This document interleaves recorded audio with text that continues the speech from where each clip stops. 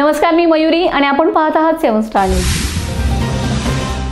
बीड येथील सरपंच संतोष देशमुख हत्या प्रकरणात व पवन ऊर्जा कंपनीला खंडणी मागितल्या प्रकरणी फरार असलेला वाल्मिक कराडने आज पुण्यात सीआयडी अधिकाऱ्यांपुढे आत्मसमर्पण केले। देशमुख हत्या प्रकरणात जे आरोपी असतील त्यांना अटक करण्यात यावी असे आत्मसमर्पण करताना वाल्मिक कराड याने सीआयडीच्या अधिकाऱ्यांना म्हटलं आहे। वाल्मिक कराड हे त्यांच्या कार्यकर्त्यांसह 2 गाड्यातून सीआयडी अधिकाऱ्यांपुढे शरण आले।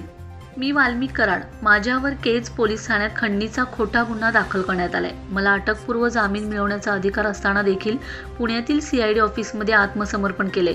संतोष भैया देशमुख यांचे जे कोणी मारेकरी असतील त्यांना अटक करावी व त्यांना फाशीची शिक्षा द्यावी।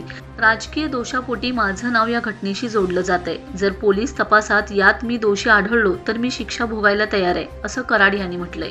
मी वाल्मिक कराड केज पोलीस स्टेशनला खोटी खंडणीची फिर्याद दाखल झालेली आहे। मला अटकपूर्वचा अधिकार असताना मी सीआयडी ऑफिस पुणे पाषाण रोड इथं सिलेंडर होत आहे। संतोष भैया देशमुखांचे जे कोणी मारेकरी असतील त्यांना अटक करावी व त्यांना फाशीची शिक्षा द्यावी। राजकीय दोषापोटी माझं नाव त्याच्याशी जोडलं जात आहे।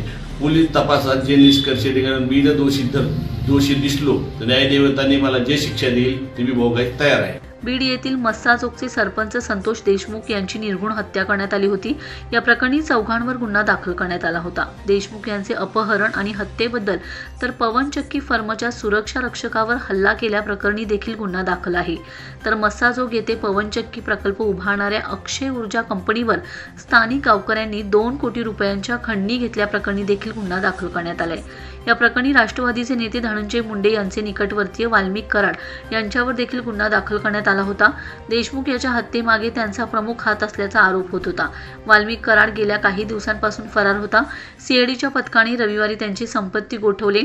यानंतर वाल्मिकला अटक कधी होणार हा प्रश्न विरोधक उपस्थित करत होते। Bureau report 7 star news.